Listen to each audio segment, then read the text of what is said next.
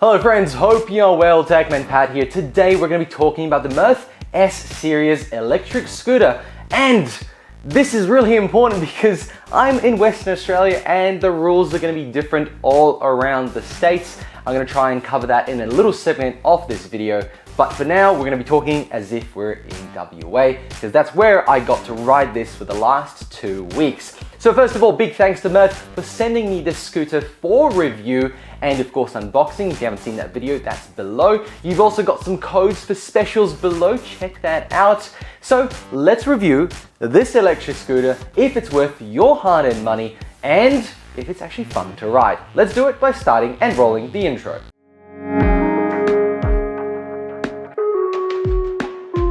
Let's start with this stem here. This is housing the battery. The battery charges in about 3 to 4 hours and it has a range of about 15 to 25 kilometers at a top speed of 32 kilometers. However, it is locked to 25 and to unlock it is a little bit of fiddle with the buttons. We'll talk about that later on when we talk about the rules and regulations in each state. Now, the cool thing about this is, as always, it is easily foldable. There's a little clip here and you can unclip it and fold it and you can take it with you onto a train or bus, which is fantastic. It is on the heavy side. Let's be really clear. This isn't a light scooter, so you're not going to be walking around town with it. You definitely want to be riding it. I can imagine, and I've done it before, is you ride to the train station and you get off on the other side and then go to wherever you need to go. It removes the part of having to go to the train, e.g. bus or driving down, parking and so on. Really useful for that. Second of all, we've got the wheel at the front. The wheel at the front is actually the part that spins, and that might sound really weird, but it does make sense. It has the motor built into the front, so you could call it a front wheel drive. The back wheel has the disc brakes, and we're going to talk about that in a second, and it also has the foot brake, which adds a little bit of extra braking power to you. But the front is where the actual power is, and it could feel a little bit weird going up hills, and it can do about a 15% incline, which is pretty darn good. But then it also depends on what power level you are on there, and there's 3 power levels: low, medium, high. That's what I'm calling them. The red one is the one I always use, which is the high one, and it gets me from A to B really quickly, but it also gets uphill. Now, the other factor here is your weight. I'm post 100 kilograms. The frame itself is absolutely solid, but hills could be a little bit problematic with my weight going up. I don't think I get 25 kilometers on this. I'm betting it's about closer to 15 or 18 from my calculations. Unfortunately, there isn't a screen meter of how many kilometers you've done, only a speedometer. And that's okay. Look, at the end of the day, you're not going to be traveling hundreds of miles when it actually might matter, but it does have a battery indicator in the top. Now, at the back here, the brakes, it comes to a front brake here. It is a mechanical brake. It is not oil-based or whatever you want it, liquid-based. And that means that you gotta squeeze hard to get it to actually grip.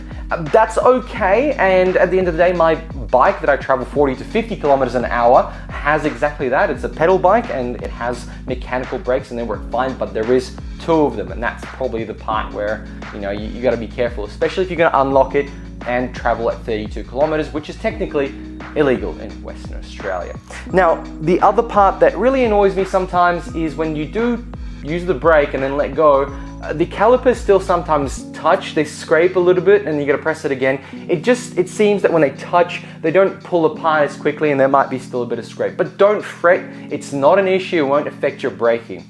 The foot brake does add a little bit of braking power, and I found myself using it a lot more than this brake and only using this at the most toughest moments when I really gotta stop. Otherwise, just slowing it down with the foot worked absolutely fine. I don't know how long the tire is gonna last doing that, but it seemed okay at the time. I didn't smell any burnt rubber. The scooter does have cruise control, which is really good. If you hold down the power for a little bit longer, about 5 seconds, it actually beeps and you can let go and you can cruise around. You don't have to keep your thumb down.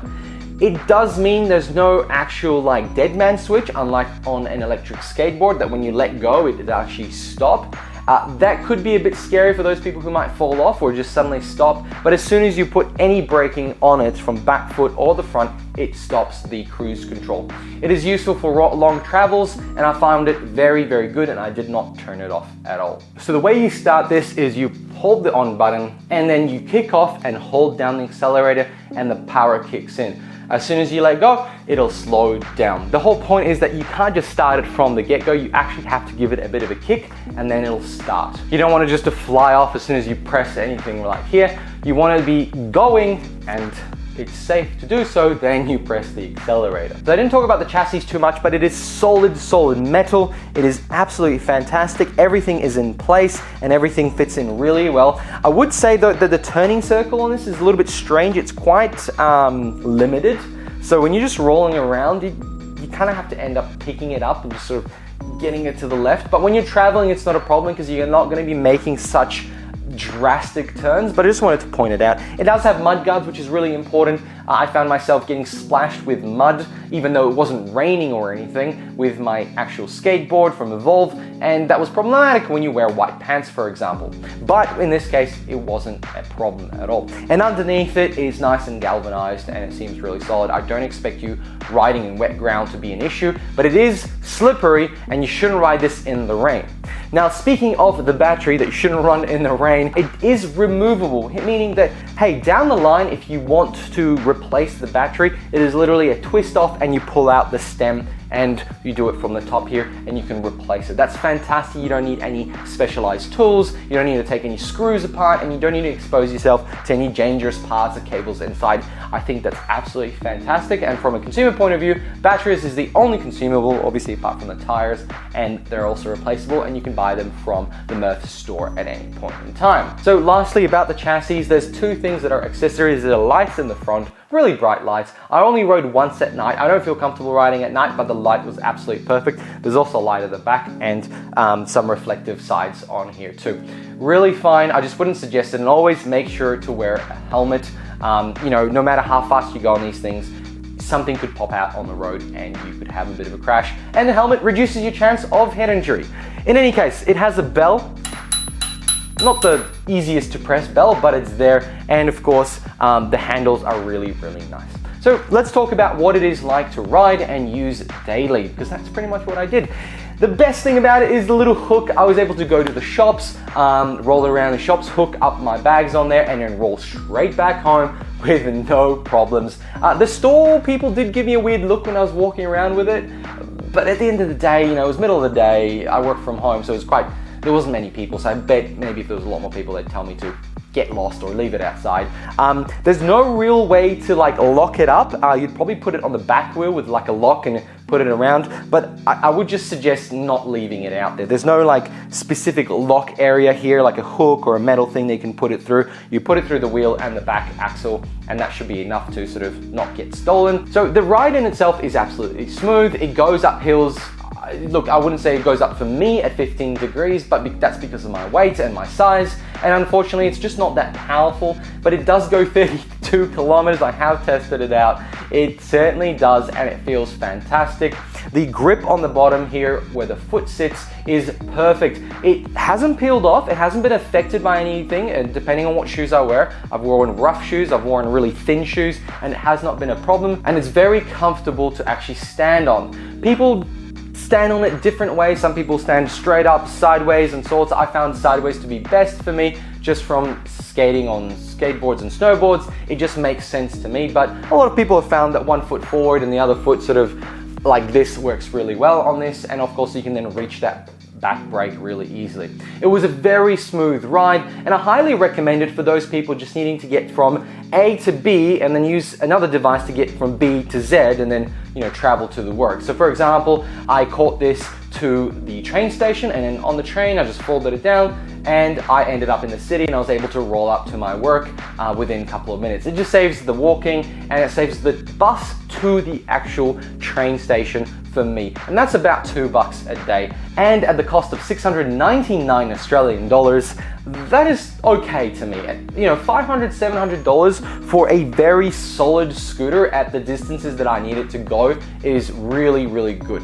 I would expect this to cost that much. Like, to me, when I looked at the price, I was like, oh, that's actually probably exactly as much as I would pay once I got my hands on this and touched it and felt it and saw that it was actually built really, really well. Really solid piece of product. There's literally no plastic pieces, which is actually surprising because I have picked up some other ones at JB Hi-Fi where they're just fully plastic. And the only plastic thing is the mud guards to reduce the weight. But it also means there is a lot of weight in this, so I understand why some products use plastic. Okay, let's talk Western Australia rules for e-scooters. Western Australia is probably one of the freest states in regards to the rules for rideables. They have a pretty simple system. These guys over here are governed by their own road traffic code, electric bikes and motorized scooters. That's different than e-scooters, apparently. But these guys go really fast on roads. Anyway, it doesn't matter. It is an e-skateboard, e-scooter, e-wheel, hoverboards, e-skates, and e-unicycles. I haven't seen any e-skates in WA, but I've seen these e-wheels and e-unicycles. Pretty darn cool looking things. In any case, what is the main thing to note? Well, on footpaths, you can only go a maximum of 10 kilometers an hour, and everywhere else, you can only go 25 kilometers an hour, and that's on things like shared paths and local roads. However, you cannot travel on roads that are higher than 50 kilometers an hour. And the other thing to note, what is actually considered an e-rideable? Well, it is less than or 25 kilograms, and it is not capable of traveling faster than 25 kilometers an hour. Obviously, this scooter that we are reviewing today can, however, it is locked to 25, and to unlock it, I cannot tell you in this video. But a quick Google or the comments below will help you on that. Okay, now on to Queensland. These guys have it even better. There's no particular limits for footpaths. However, you are not allowed to ride e-ridables in the Brisbane CBD on the main roads or streets.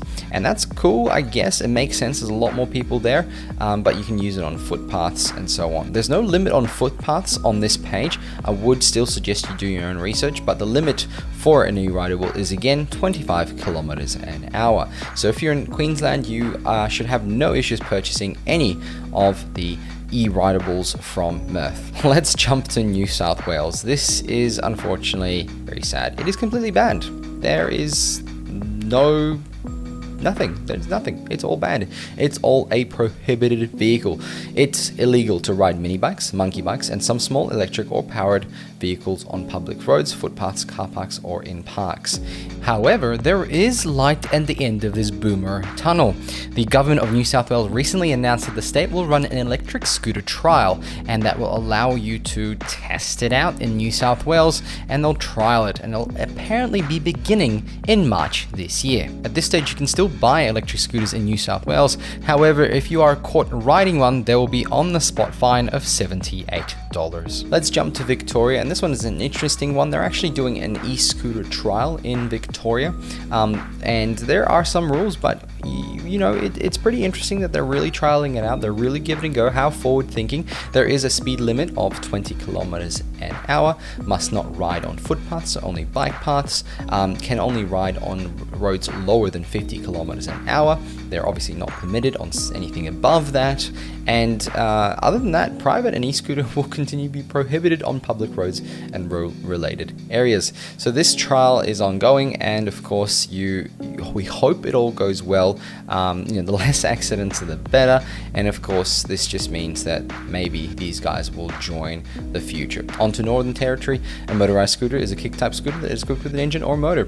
Motor scooters are considered to be motor vehicles under the law in Northern Territory, and motorized scooters used on roads above must be registered in the NT. Pretty simple. Gotta register your stuff, guys. Good news, Tasmania, you're ready to go. Personal mobility devices is what it's called, and that includes e-scooters and e-skateboards. You have to be 16 years or over, and the speed limit on footpaths is 15 kilometers an hour, and on shared paths 25 kilometers an hour.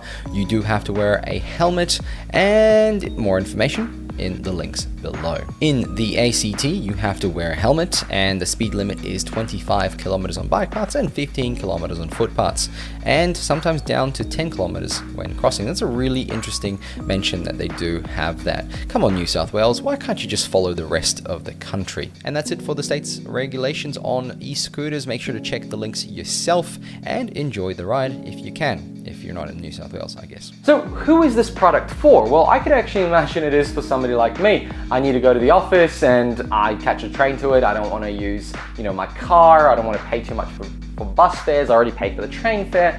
And or a student who just needs to go down the shops and come back, and a car is actually pretty expensive for a student. And right now, petrol prices are hitting $2.20.